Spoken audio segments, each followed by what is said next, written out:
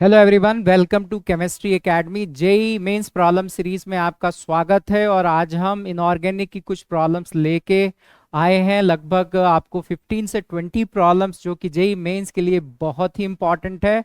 आज की क्लास में हम उनको डिस्कस करने वाले हैं। यदि आपने हमारे चैनल को सब्सक्राइब नहीं किया है तो उसको सब्सक्राइब करिए और वीडियो को लाइक करिए। तो बिना टाइम वेस्ट किए हुए चलिए शुरू करते हैं। Problem number 1। तो पहले हम इस प्रॉब्लम को पढ़ लेते हैं। The problem is the overall charge present on the cyclic silicate anion Si6O18 N minus is, the options are -6, -12, -18 and -24। Silicates की अगर हम बात करते हैं तो जितने भी सिलिकेट्स होते हैं उसमें सारे के सारे सिलिकॉन एटम जो है वो +4 ऑक्सीडेशन स्टेट में होते हैं और सारे ऑक्सीजन एटम -2 ऑक्सीडेशन स्टेट में होते हैं। तो जैसे अगर मुझे इसमें फाइंड आउट करना है कि what is the overall charge present on this cyclic anion, तो इसको हम लिख सकते हैं कि यहाँ सिलिकॉन एटम्स जो है वो 6 हैं और सिलिकॉन पे +4 चार्ज है और ऑक्सीजन एटम्स जो है वो 18 है और हर एक ऑक्सीजन एटम पे -2 चार्ज है। So from here if we calculate this is 24 -36। इसको और हम सिंप्लीफाई करें तो ये वैल्यू आ रही है -12। तो इस तरह से हम ये कह सकते हैं कि इसका आंसर जो होना चाहिए वो 2 होना चाहिए। और आप ये देख सकते हैं कि ये जो साइक्लिक सिलिकेट है इसमें सिलिकॉन के 6 एटम्स हैं और ये एक तरह का बेरिल है। सो बेरिल के बहुत सारे कलर्स होते हैं and that is given in NCERT. अभी आपको ये ग्रीन कलर का दिख रहा है लेकिन बहुत तरह के बेरिल होते हैं। So the formula of beryl is B3Al2Si6O18। JEE advance में भी इस तरह का क्वेश्चन पूछा गया था जिसमें उन्होंने कुछ कैटायंस लिखे थे और एक सिलिकेट लिखा था और उसमें पूछा गया था कि इस कैटायन की वैल्यू क्या होगी। So if it is alkali metal, it has +1 charge, alkaline earth metal +2 charge, beryllium पे +2 है, aluminium is present in +3 oxidation state। तो कॉमन सेंस को यूज करके हम जेई एडवांस का क्वेश्चन भी सॉल्व कर सकते हैं, राइट। तो आइए थोड़ी इंपॉर्टेंट चीजें जो सिलिकेट से रिलेटेड हैं उनको हम रिवाइज कर लेते हैं। General points about silicate. तो पहला पॉइंट इसमें है majority of silicates are insoluble in water. The electronegativity difference between silicon and oxygen atom is 1.7। इससे ये फाइंड आउट होता है कि सिलिकॉन ऑक्सीजन बॉन्ड 50% आयनिक है और 50% it is covalent. All the silicates are based on the tetrahedral unit SiO4 4-, जिसमें silicon जो है वो टेट्राहेड्रन के सेंटर पे है और सारे ऑक्सीजन एटम जो है वो टेट्राहेड्रन के कॉर्नर्स पे हैं। अगर कोई भी ऑक्सीजन एटम शेयर्ड नहीं है तो हर कॉर्नर पे जो बैठा हुआ ऑक्सीजन एटम है उस पे माइनस चार्ज है। शेयरिंग की वजह से अगर एक ऑक्सीजन एटम दो टेट्राहेड्रन के बीच में शेयर होगा तो उस पर चार्ज नहीं होगा। अगर वो किसी दूसरे टेट्राहेड्रन से शेयर नहीं है तो उस पर एक नेगेटिव चार्ज होगा, right. So with the help of these information we can find out that in different type of silicates how many corners are going to be shared. Representation आपको पता ही है, SiO4 4- में जो सिलिकॉन एटम है उसको एक point से represent किया गया और जो ऑक्सीजन एटम्स है उसको एक सर्कल से रिप्रेजेंट किया है। This is the two dimensional representation. जहां जहां भी सर्कल के ऊपर नेगेटिव चार्ज है that is the oxygen atom which is not share with another tetrahedral unit. तो इसमें और भी पॉइंट्स हैं जैसे कि all the type of silicates, the oxidation state of silicon is +4 and the oxidation state of oxygen is -2। इसी concept को लेके हमने इस प्रॉब्लम को सॉल्व किया है। the SiO4 4- tetrahedral units may exist as a discrete unit or may polymerize into longer units by sharing of corners। तो different type of silicates जो बनते हैं that is based on this point। Oxygen atoms are generally close pack structures having tetrahedral and octahedral voids and all the metal ions may occupy any one of the two sides depending upon their size। जैसे अगर हम silica की बात करें SiO4, we can say that oxygen atom is CCP or FCC and the silicon atom is present in tetrahedral void, right। इसलिए silicon atom का coordination number जो है वो क्या है, इसमें 4 है। The silicon is present in tetrahedral void that's why it's coordination number is 4। So different तरह के जो सिलिकेट्स फॉर्म होते हैं like this point, aluminium plus 3 can fit into both voids, therefore aluminium can present either a metal in void और a silicon atom in lattice.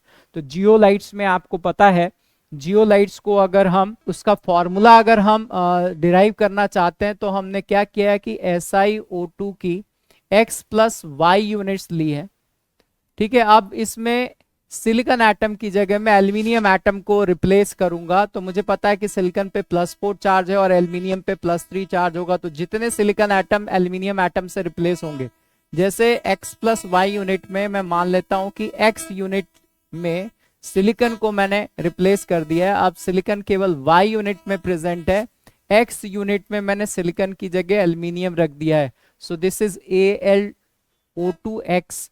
अब aluminium पे +3 charge है, तो अगर मैं इसको अब लिखना चाहूं तो इस पूरे के ऊपर I can write like this AlO2x times SiO2y times, और इस पूरे के ऊपर जो है वो x नेगेटिव चार्ज आ जाएगा। इस चार्ज को बैलेंस करने के लिए अगर हम सोडियम एटम लेते हैं तो we can write that NaX AlO2x SiO2y, और अगर इसमें कुछ वाटर ऑफ क्रिस्टलाइजेशन है तो हम उसको लिख सकते हैं Z टाइम्स ऑफ H2O। तो ये इस तरह का जो सोडियम एल्यूमिनियम सिलिकेट है, इसका फॉर्मूला हम डिराइव कर सकते हैं। अगर हम सबसे सिंप्लीफाइड वैल्यू लिखते हैं, x की वैल्यू 1, y की value 1, so we can write that this is NaAlSi, right, and oxygen atom count करें तो ये 4 हो गया, यहाँ x की वैल्यू 1 है, सो यहाँ 2 ऑक्सीजन एटम और यहाँ 2 ऑक्सीजन एटम, y की वैल्यू 1 है। अगर z की वैल्यू 1 है तो इसको हम लिख सकते हैं .H2O, तो सोडियम एल्यूमिनियम सिलिकेट, ठीक है, this is 3 dimensional silicate. Zeolites की अगर हम बात करते हैं तो zeolites are 3 dimensional silicates, right. 3 dimensional silicates में SiO4 के जितने भी कॉर्नर्स होंगे वो चारों के चारों कॉर्नर्स जो होंगे वो शेयर्ड होंगे, right. So this is something about silicate. Let us move to the next question. Our next question is related to ionization energy. इस पे बहुत सारे क्वेश्चन बहुत सारे ईयर्स में बहुत सारे सेशंस में जेई मेंस में पूछे गए हैं। So we are going to revise the concept regarding ionization potential or ionization enthalpy. So the first ionization potential of magnesium, aluminium, phosphorus and sulfur follows the order. तो ये 4 order दे रखे हैं, हमें find out करना है। So we know that the ionization enthalpy depends on electronic configuration. ये जो question है वो इलेक्ट्रॉनिक कॉन्फ़िगरेशन पे बेस्ड है, क्योंकि अगर हम मैग्नीशियम के लिए इलेक्ट्रॉनिक कॉन्फ़िगरेशन लिखते हैं 1s2 2s2 2p6 and 3s2, so third period का एलिमेंट है मैग्नीशियम एंड इलेक्ट्रॉनिक कॉन्फ़िगरेशन इसका ये है, आउटर मोस्ट ऑर्बिटल्स जो है या आउटर मोस्ट सबशेल जो है दैट इज फुलफिल्ड। अगर हम एल्यूमिनियम की बात करें तो एल्यूमिनियम का एटॉमिक नंबर 13 है, अगर हम इलेक्ट्रॉनिक कॉन्फ़िगरेशन लिखते हैं 1s2 2s2 2p6 3s2 3p1, सो इसका जो आउटर मोस्ट सबशेल है that is not half filled और फुल फिल्ड, राइट। ये 3p जो है वो हाफ फिल्ड नहीं है, या हम ये कह सकते हैं कि यहाँ पे जो सबशेल है outer most that is full filled and here it is not fulfilled or half filled. So because of that this electronic configuration is more stable. We can say that the ionization potential or ionization enthalpy of magnesium should be greater than that of aluminium. Similarly हम अगर phosphorus और sulphur की बात करते हैं तो phosphorus का electronic configuration atomic number 15 है 1s2 2s2 2p6 3s2 3p3। तो जो फॉस्फोरस के केस में जब एटॉमिक नंबर 15 है तो ये जो आउटर मोस्ट सबशेल है that is half filled, and because of this half filled subshell you know that it has more stable electronic configuration, and because of that the ionization potential of phosphorus is greater than that of sulfur.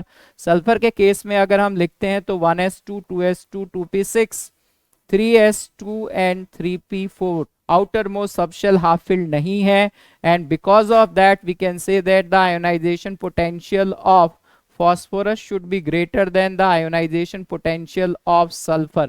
तो इस तरह से एक period के elements हैं, ये सारे के सारे थर्ड पीरियड के एलिमेंट्स हैं। थर्ड पीरियड में इन जनरल अगर हम लेफ्ट से राइट की तरफ मूव करते हैं तो आयोनाइजेशन पोटेंशियल जो है वो इंक्रीज करता है। Due to increase in Z effective the ionization potential is going to increase, but there are certain exceptions in third period. वो एक्सेप्शंस हमने डिस्कस कर लिए यहाँ पे, राइट। तो इस तरह से अगर हम लिखते हैं कि what is the order of ionization potential, सबसे कम सबसे लेफ्ट हैंड साइड में मैग्नीशियम है, but because of electronic configuration magnesium has more ionization potential than that of aluminium. So aluminium के लिए सबसे कम, देन मैग्नीशियम।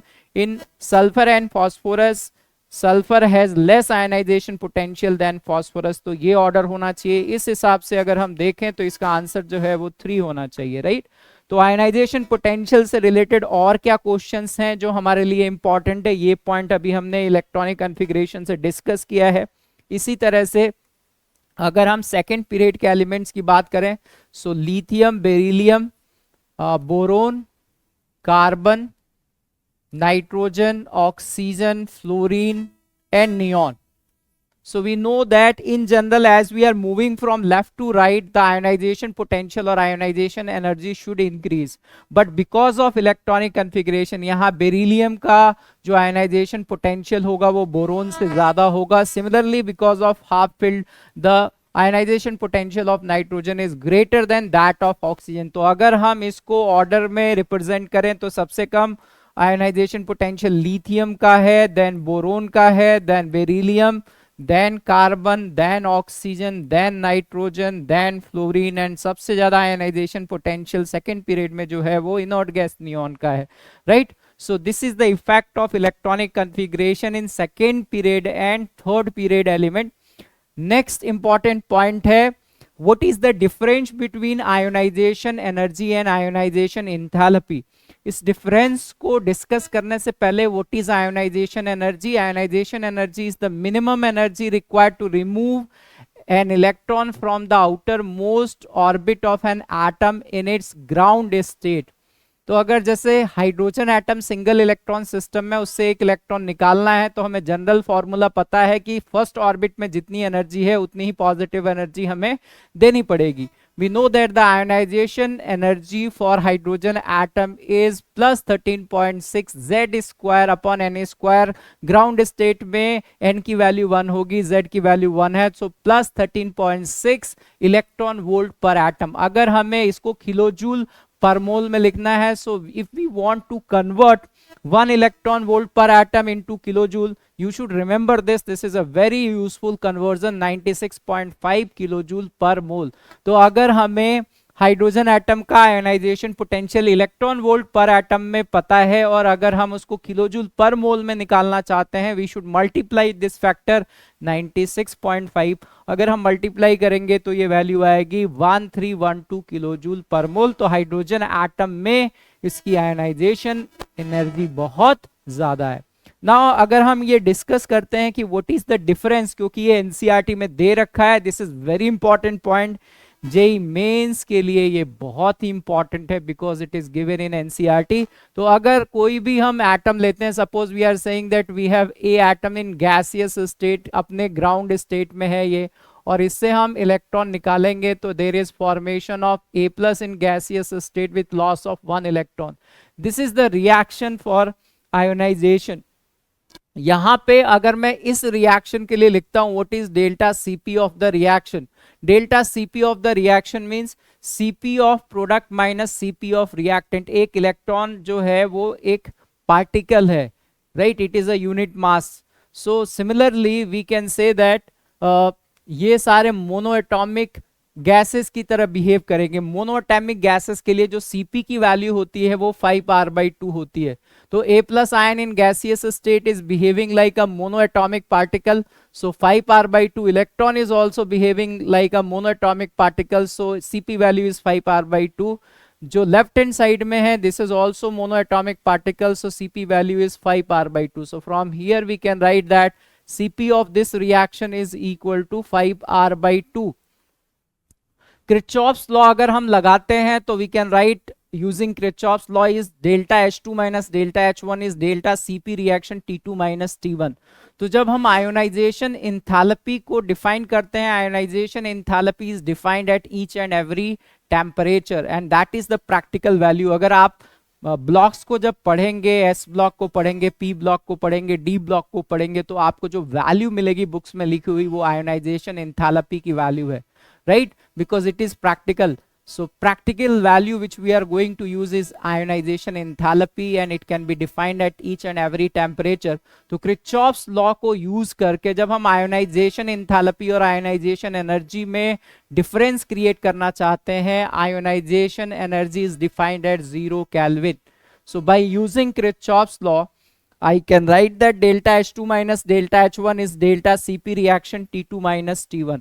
जिस टेम्परेचर T केल्विन पे हम आयोनाइजेशन एंथैल्पी को लिखना चाहते हैं, so that is delta H2 and 0 kelvin पे जो आयोनाइजेशन एंथैल्पी है that is equal to ionization energy. तो अगर हम इस इक्वेशन में वैल्यू पुट करते हैं, from there we get that ionization enthalpy is equal to ionization energy plus 5 RT by 2. So we can say that the value of ionization enthalpy depends on temperature, or increasing the temperature the value of ionization enthalpy is going to increase. So this is the first point which is given in NCERT and it is very important for us.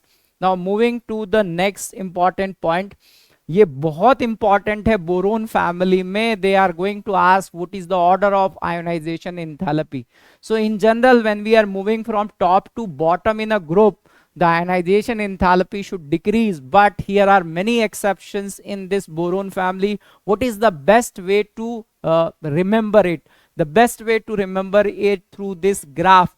अगर हम एक W को यहाँ draw कर रहे हैं, this is the W and the corners is representing the element, like here it is boron, aluminium, gallium, indium and thallium.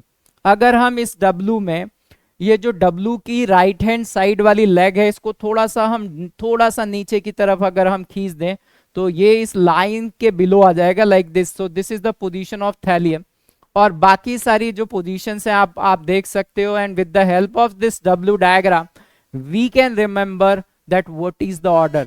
तो यहां से अगर हम देखें तो सबसे ज्यादा जो आयनाइजेशन एंथैल्पी है वो बोरोन की है, उसके बाद थैलियम की है, then gallium, aluminium and indium has the lowest value.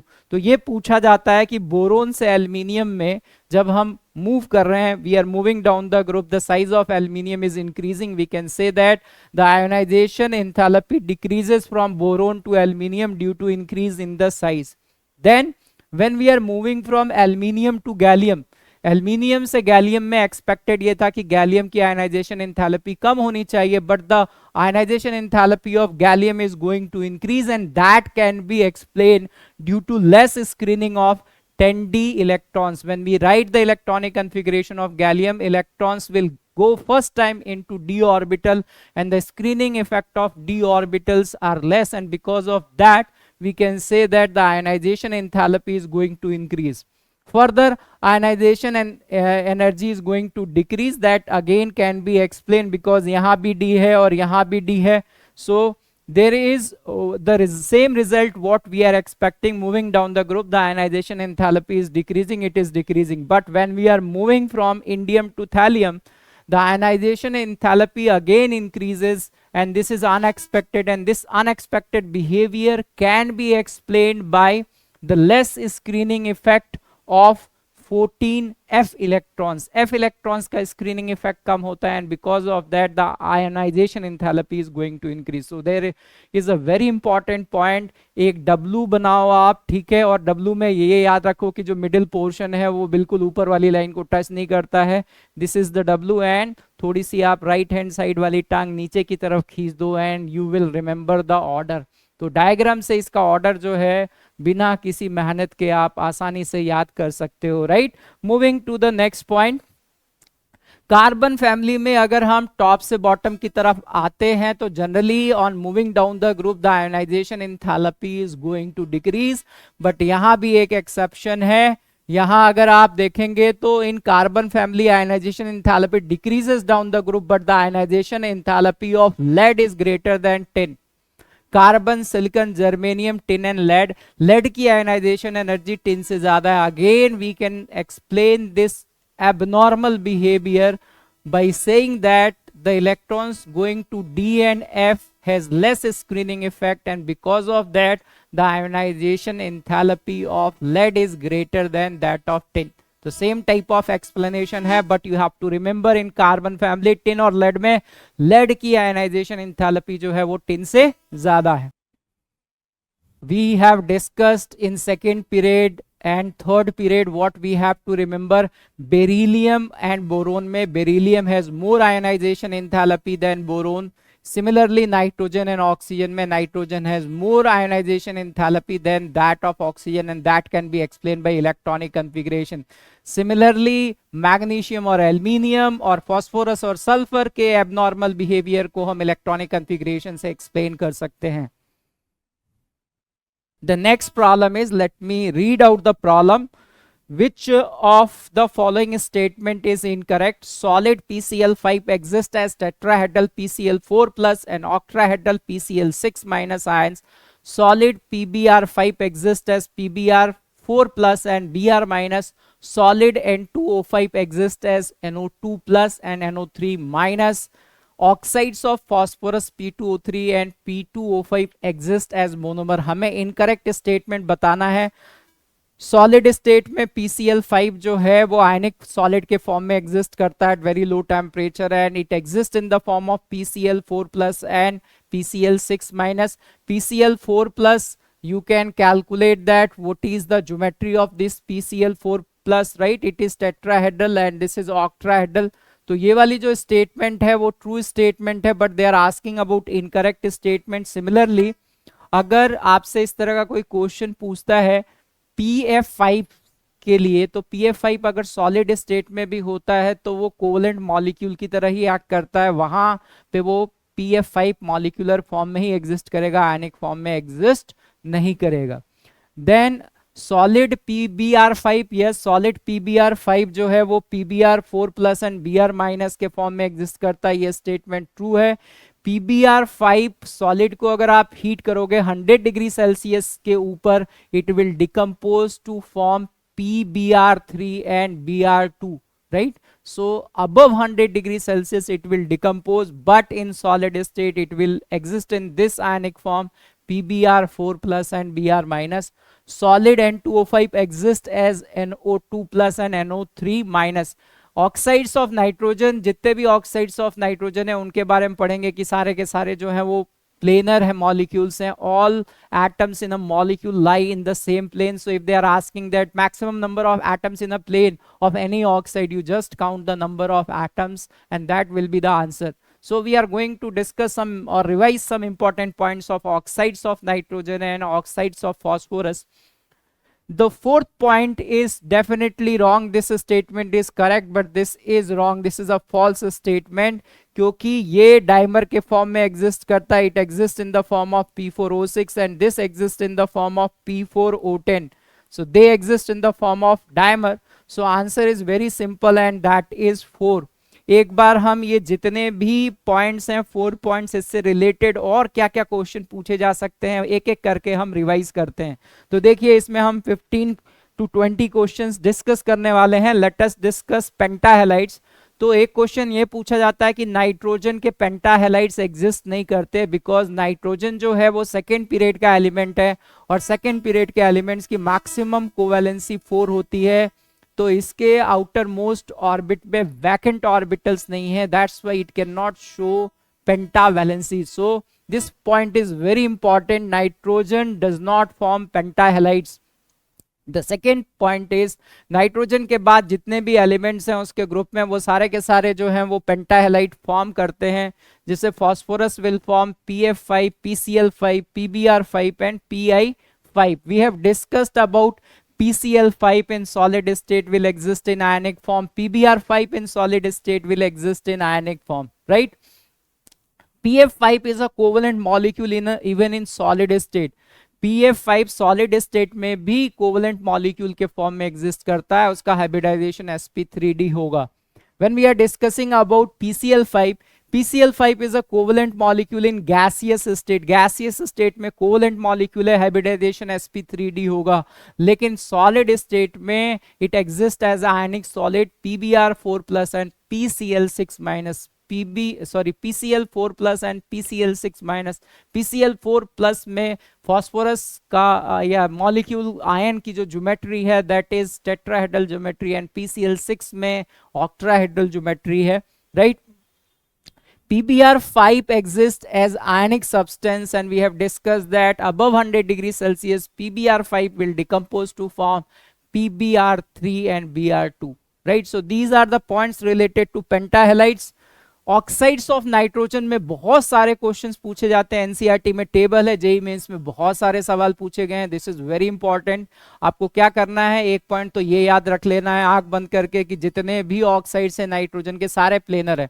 तो अगर ये पूछा जाए कि maximum atom in a plane, तो जितने भी एटम्स हैं they are existing in the same plane, पहला पॉइंट. दूसरा है आपको ये ध्यान रखना है जितने भी ऑक्साइड्स हैं नाइट्रोजन के उसमें 2 ऑक्साइड्स जो हैं वो पैरामैग्नेटिक हैं, बाकी सारे डायमैग्नेटिक हैं.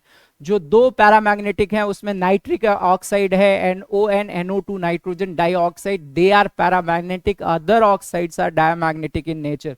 बहुत सारे सवाल पूछे जाते हैं इन ऑक्साइड्स के बारे में. जैसे ये पूछा जाता है कि नाइट्रोजन के कौन से ऑक्साइड्स हैं जो न्यूट्रल हैं. N2O and NO are neutral oxides, right. और बाकी जो है N2O3, NO2, N2O4 is the dimer of NO2N, N2O5, ये सारे एसिडिक ऑक्साइड्स हैं. फिर इनमें ये भी पूछा जाता है कि अगर हम एसिडिक ऑक्साइड्स की बात करें तो किस तरह के एसिडिक ऑक्साइड है. N2O3 जो है it is anhydride of nitrous acid HNO2, जिसमें नाइट्रोजन +3 ऑक्सीडेशन स्टेट में है. N2O3 में भी नाइट्रोजन जो है वो +3 ऑक्सीडेशन स्टेट में है. नाइट्रोजन डाइऑक्साइड और N2O4 को हम मिक्स्ड एनहाइड्राइड कहते हैं या मिक्स्ड ऑक्साइड कहते हैं. उसको अगर हम वाटर में ऐड करेंगे it will disproportionate because in NO2 or N2O4 nitrogen is existing in +4 oxidation state, but when it is added to water it will form 2 acid, nitrous acid as well as nitric acid. Nitrous acid में nitrogen is present in +3 oxidation state, nitric acid में nitrogen is present in +5 oxidation state. तो NO2 and N2O4 are mixed anhydride. N2O5 is anhydride of nitric acid HNO3 in which nitrogen is present in +5 oxidation state. Other points we have discussed about diamagnetic and paramagnetic behavior. बहुत सारे question JEE Mains में पूछे जाते हैं. Oxides having nitrogen nitrogen bond, ये भी पूछा जाता है कि कौन से नाइट्रोजन के ऑक्साइड्स हैं जिसमें नाइट्रोजन नाइट्रोजन बॉन्ड है. N2O, N2O3 and N2O4. N2O3 की अगर हम बात करते हैं तो एनसीईआरटी में जो स्ट्रक्चर दे रखा है वो स्ट्रक्चर इस तरह से दे रखा है कि नाइट्रोजन डबल बॉन्ड ऑक्सीजन, ये नाइट्रिक ऑक्साइड हो गया, और ये नाइट्रोजन डाइऑक्साइड हो गया. ये दोनों पैरामैग्नेटिक है, ये आपस में कंबाइन हो गए तो N2O3 is going to form here nitrogen nitrogen single bond is there. But other standard books में जेडी ली वगैरह में इसके 2 स्ट्रक्चर दे रखे हैं, राइट. एक पॉसिबल स्ट्रक्चर ये भी हो सकता है N2O3 का, राइट. तो जेईई एडवांस में अगर मेंस में आपसे पूछा जाए, और ऑलरेडी पूछा जा चुका है, और जो बेस्ट ऑप्शन अगर हमें चूज करने की बात है तो हम पहला ऑप्शन ही चूज करेंगे क्योंकि एनसीईआरटी में यही स्ट्रक्चर दे रखा है. This table is taken from NCERT and this structure is given, but you should know that these are the 2 possible structure. शायद ये जेईई एडवांस में पूछा गया है और उसमें फिर डुअल की हुई है, right. So you should know about this. All oxides are planar. This I have already discussed. Mixed anhydride NO2 या N2O4 है. Anhydride of HNO2 is N2O3. Anhydride of HNO3 is N2O5. Oxides having at least ONO unit. तो आप इन structures में दे सकते हो कि ONO units वाले कौन कौन से ऑक्साइड्स हैं. N2O3, NO2, N2O4 and N2O5. NO को छोड़ के बाकी सारे जो ऑक्साइड्स हैं उसमें ONO यूनिट है. So these are the important points regarding the oxides. JEE Mains में ये सारे क्वेश्चन जो एनसीईआरटी में दे रखे हैं. Why does NO2 dimerize? क्योंकि ये पैरामैग्नेटिक है. So 2 molecules of NO2 will going to dimerize to become diamagnetic. So NO2 contains odd number of valence electron. It behaves as a typical odd molecule. On dimerization it is converted to a stable N2O4 molecule and with even number of electrons. So N2O4 is diamagnetic while NO2 is paramagnetic. What is the covalency of nitrogen in N2O5? So we know that this is the structure of N2O5. Covalency means कितने covalent bond nitrogen form कर रहा. There is formation of 4 bond. So nitrogen की maximum covalency हमें पता है 4 है N2O5 में. The maximum covalency of nitrogen is 4, which is there. Why NO is paramagnetic in gaseous state but diamagnetic in liquid and solid state? So gaseous state में NO के पास odd electrons हैं, it is paramagnetic. 15 electrons हैं, odd वाले कितने कोई भी molecule हो, अगर odd electrons होंगे तो वो paramagnetic होगा. Without any hesitation you can say. You can first count the number of electrons. If it is odd, then definitely it will be paramagnetic. But if the even number of electrons are there, it can be paramagnetic, it can be diamagnetic. जैसे nitrogen gas है, nitrogen gas में 14 electrons है, it is diamagnetic. Oxygen gas है, 16 electrons है, it is paramagnetic. So even number of electrons you can't say, you have to write MOT और draw the structure and then you can find out. But ये rule हमेशा valid होगा कि किसी भी molecule में अगर ऑड इलेक्ट्रॉन्स हैं तो हमेशा वो पैरामैग्नेटिक होगा. सो NO liquid and solid state में डायमराइज होके डायमैग्नेटिक हो जाता है, जबकि वो गैसियस स्टेट में इट इज पैरामैग्नेटिक. NO से रिलेटेड एक और पॉइंट है ब्राउन रिंग टेस्ट में. ब्राउन रिंग टेस्ट में you can see here that NO is present in NO+. कैसे पता चला? ब्राउन रिंग टेस्ट में ये जो कॉम्प्लेक्स फॉर्म हो रहा है, इस कॉम्प्लेक्स का मैग्नेटिक मोमेंट हमने मेजर किया है एक्सपेरिमेंटली, दैट इज 3.9. और इसका मतलब इसमें 3 अनपेयर्ड इलेक्ट्रॉन्स होंगे. उन 3 अनपेयर्ड इलेक्ट्रॉन्स को हम कैसे जस्टिफाइड कर सकते हैं? अगर NO यहाँ NO+ के फॉर्म में एग्जिस्ट कर रहा है तो 14 इलेक्ट्रॉन्स हैं, this will be diamagnetic. Iron अगर ये +1 है तो iron is present in +1 oxidation state. When iron is present in +1 oxidation state, this is octahedral complex. ये वीक फील्ड लिगेंड है, तो हम यहाँ ये कह सकते हैं कि crystal field splitting energy is less than mean pairing energy. And when we write the electronic configuration in case of iron +1, पहले हम सब में एक एक इलेक्ट्रॉन भरेंगे और फिर पेयरिंग होगी. From there we find out that the number of unpaired electrons is equal to 3. अगर ये NO न्यूट्रल मॉलिक्यूल के फॉर्म में एग्जिस्ट करता तो आयरन +2 ऑक्सीडेशन स्टेट में होता. अगर आयरन +2 ऑक्सीडेशन स्टेट में होता तो according to electronic configuration the number of unpaired electrons will be 4. But from experiment we are finding that the number of unpaired electrons are 3. So in brown ring test FeH2O5 times NoSO4, NO is present in +1 oxidation state. This is also a very important point. N2O5 is an anhydride of HNO3 और इसका planar structure है जिसमें nitrogen atom जो है वो sp2 hybridisation में है. Nitrogen की कोवेलेंसी 4 है. In solid state it exist in the form of NO2+ and NO3- के फॉर्म में एग्जिस्ट करता है, right. So the in gaseous state and solution form it is symmetrical planar molecule. In solid state it exists in ionic form as NO2+ and NO3-.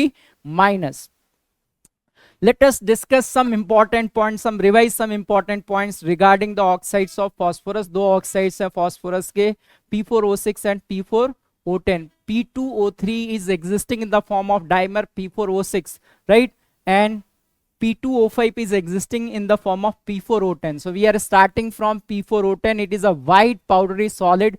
It is prepared by the reaction of white phosphorus with excess of air. ये पूछा जाता है कि किस case में P4O10 बनेगा और किस केस में P4O6 बनेगा. लिमिटेड सप्लाई ऑफ एयर में P4O6 बनेगा और एक्सेस सप्लाई ऑफ एयर में P4O10 बनेगा. So excess of air, this is very important. ये P4O10 का स्ट्रक्चर है and this look like this powdery, white powdery form. अगर हम हाइड्रोलिसिस ऑफ P4O10 की बात करें, P4O10 का जो स्ट्रक्चर है उसमें जो नंबर ऑफ POP बॉन्ड्स हैं 6 हैं, और जब हम हाइड्रोलिसिस कर रहे हैं तो वाटर मॉलिक्यूल आके इस POP बॉन्ड को ब्रेक करते हैं. Since 6 POP bonds are there, 6 water molecule is required. तो कई बार ये रिएक्शन भी पूछी जाती है. बहुत सारे क्वेश्चंस पूछे गए हैं पास्ट में जहां पे P4O10 की हाइड्रोलिसिस में कितने वाटर मॉलिक्यूल यूज होंगे ये पूछा जाता है. 6 water molecule will be used. And phosphoric acid बनेगा, क्योंकि जितने भी फॉस्फोरस एटम्स हैं इस मॉलिक्यूल के अंदर वो +5 ऑक्सीडेशन स्टेट में है, 4 फॉस्फोरस एटम है, so there is formation of 4 molecules of H3PO4. This reaction is very important, you can check. Phosphorus balance है, हाइड्रोजन एटम बैलेंस है, ऑक्सीजन एटम्स भी बैलेंस है, so this is the balance reaction. ठीक है, तो एक तो हो गया कि जितने पीओपी बॉन्ड होंगे उतने वाटर मॉलिक्यूल हमें ऐड करने पड़ेंगे for hydrolysis of P4O10. This P4O10 is a very good dehydrating agent. ये HNO3 और H2SO4 से भी वाटर मॉलिक्यूल को जो है वो रिमूव करता है, so it is a very good dehydrating agent. अगर हम P4O10 से रिलेटेड कुछ क्वेश्चंस को डिस्कस करें, how many bridging oxygen atoms are present in P4O10. Bridging का मतलब हो गया फॉस्फोरस और फॉस्फोरस के बीच में एक ऑक्सीजन एटम जो ब्रिज बना रहा है दो फॉस्फोरस एटम के ब्रिज में. तो we know that POP bonds are 6 here, so the oxygen atom which are forming a bridge between two phosphorus atom is 6 in number. Each phosphorus atom is attached with how many oxygen atom in P4O10. तो आप देख सकते हैं structure में हर phosphorus atom 4 oxygen atom से attach है. Phosphorus atom in P4O10 has sp3 hybridization, so answer will be 4. Number of water molecules required to completely hydrolyze P4O10 molecule, we have discussed that 6 POP bonds are there, so 6 water molecules are required. P4O10 in which type of solid, okay, is which type of P4O10 is which type of solid? It is a molecular solid or it is a covalent solid? It is a molecular solid. It is given in NCERT. solid state में दे रखा है. so molecular solid है. एक P4O10 और दूसरे P4O10 molecule के बीच में weak van der Waals force of attraction है, so it is a molecular solid. The number of 2p pi 3d pi bonds in one molecule of P4O10. तो ये pi bonds की बात हो रही है, 2p pi and 3d pi. Phosphorus का जो हाइब्रिडाइजेशन है sp3 हाइब्रिडाइजेशन, अगर फॉस्फोरस का sp3 हाइब्रिडाइजेशन है तो आउटर मोस्ट में जो s और p ऑर्बिटल्स हैं वो हाइब्रिडाइजेशन में पार्टिसिपेट कर रहे हैं. कोई भी p ऑर्बिटल जो है वो प्योर नहीं है, क्योंकि सारे हाइब्रिडाइजेशन में पार्टिसिपेट कर रहे हैं. इसका मतलब ये हो गया कि p ऑर्बिटल्स जो हैं वो पाई बॉन्ड नहीं बना सकते. तो जो फॉस्फोरस के d ऑर्बिटल्स हैं they are participating in pi bond, and oxygen का 2p ऑर्बिटल जो है वो पाई बॉन्ड बना रहा है. That's why 2p pi and 3d पाई. तो जितने भी फॉस्फोरस एटम है हर एक फॉस्फोरस एटम एक एक पाई बॉन्ड बना रहा है. 4 फॉस्फोरस एटम है, so the number of 2p pi 3d pi bonds are 4. So this is also a very common question. This is also very important. जब हम हाइड्रोलिसिस की बात करते हैं P4O10 की, हमें पता है P4O10 is a very good dehydrating agent, और जब वो वाटर को एब्जॉर्ब करके रिएक्शन करता है दैट रिएक्शन इज एक्सोथर्मिक. तो यहाँ पे जो रिएक्शन हो रही है P4O10 का स्ट्रक्चर पता है, हम एक एक बॉन्ड को एक POP बॉन्ड को ब्रेक करेंगे. तो अगर हम पहले POP बॉन्ड को ब्रेक करते हैं तो ये कंपाउंड फॉर्म होगा. दूसरे POP बॉन्ड को अगर हम ब्रेक करते हैं तो ये कंपाउंड फॉर्म होगा. फिर इसको अगर हम ब्रेक करते हैं तो लीनियर चेन कंपाउंड फॉर्म होगा, और फर्दर इसको ब्रेक करते हैं then finally we are going to get phosphoric acid that we know. तो which of the following acid will form during the hydrolysis of P4O10? P4O10 की hydrolysis के वक्त कौन कौन सी एसिड बन रही है? So there is formation of tetra meta phosphoric acid. वो इस एसिड की बात कर रहे हैं, tetra metaphosphoric acid. Then tetra polyphosphoric acid, they are discussing about this linear chain polyphosphoric acid. Then there is finally formation of phosphoric acid. Finally जो है हमें phosphoric acid के 4 molecules मिलेंगे. So this is also a very good question, right? And it is based on a structure, so you don't have to remember structure. पता है, आप logic से water molecule add करते जाओ और जो options दे रखे हैं उनको आप find out करते जाओ कि which option is correct or not. Moving to P4O6, it is a colorless solid. तो ये colorless solid है. प्रिपरेशन में आपको याद रखना लिमिटेड अमाउंट ऑफ एयर से P4O6 बनेगा, एक्सेस अमाउंट ऑफ एयर से P4O10 बनेगा. इसकी जब हम हाइड्रोलिसिस करेंगे phosphorus is present in +3 oxidation state, तो फॉस्फोरस एसिड बनेंगे. POP बॉन्ड इसमें भी 6 हैं, तो 6 water molecule is required. If you have to write the reaction, this is the reaction. 1 molecule से 6 वाटर मॉलिक्यूल रिएक्ट करके 4 molecules of phosphorus acid are going to form. The number of POP bonds already discussed कि कितने oxygen atom bridge bonding कर रहे हैं, so that is 6. Each phosphorus atom is attach with how many oxygen atom? 3 oxygen atom, so answer will be 3. Then you can see this is a very important observation, क्योंकि ये structures NCERT में दे रखे हैं. So this can be a very good question. दो तरह के bond है, एक बॉन्ड है oxygen phosphorus and oxygen, which is this bond. ये मैं कह सकता हूँ ऑक्सीजन फॉस्फोरस ऑक्सीजन 100 डिग्री है P4O6 में, और phosphorus oxygen and phosphorus bond is 127. तो P4O6 में हमने देखा कि POP bond is greater then OPO bond. Same observation यहाँ पे भी है. अगर आप देखो यहाँ पे oxygen phosphorus oxygen, this is 102 degree, but phosphorus oxygen and phosphorus bond is 123 degree. तो चाहे वो P4O6 हो या P4O10 हो, दोनों के अंदर जो नेचर है that POP bond is greater than OPO bond. So this POP bond is greater than OPO bond in both P4O6 and P4O10. The bond length, अगर आप bond length देखो तो फॉस्फोरस ऑक्सीजन की बॉन्ड लेंथ जो है, अगर हम single bond की बात करें फॉस्फोरस ऑक्सीजन, यहाँ कंपेयर करें, ये 143 है, 166 है. So we can say that phosphorus oxygen bond length is greater in P4O6 than P4O10. There is no 2p pi 3d pi, क्योंकि यहाँ पे P4O6 में कोई भी पाई बॉन्ड नहीं है. There is no formation of 2p pi 3d pi bond in P4O6 molecule. So this is about oxides of nitrogen, oxides of phosphorus. हम अपनी तरफ से पूरी कोशिश कर रहे हैं कि जितने भी इंपॉर्टेंट पॉइंट्स हो सकते हैं एनसीईआरटी से आप जेई मेंस के लिए हम आपके सामने लेके आ रहे हैं, हम उनको डिस्कस कर रहे हैं. आप जो है साथ ही साथ एनसीईआरटी पढ़ते जाइए, और अगर आपको थ्योरी की ज़रूरत है तो ऑलरेडी हमने लिंक में सारे चैप्टर्स को डिस्कस किया हुआ है, वहाँ से आप जो है वो थ्योरी का रिवीजन भी कर सकते हैं. हमने PYQS भी बना रखे हैं, उसको भी आप स्टडी कर सकते हैं.